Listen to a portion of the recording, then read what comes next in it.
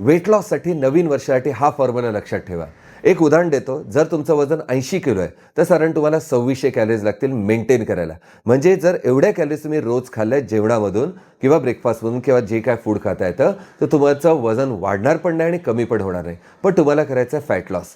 तर काय करायचं की साधारण 500 कॅलरीज तुम्ही रोज कमी खा किंवा कॅलरीज बर्न करा किंवा दोघांचं कॉम्बिनेशन. मी सांगतो काय करायचं. तर तुम्ही आठवड्यामध्ये 0.5 kg वेट लॉस कराल किंवा फॅट लॉस कराल आणि याचाच अर्थ महिन्याला तुम्ही 2 किलो वेट लॉस कराल.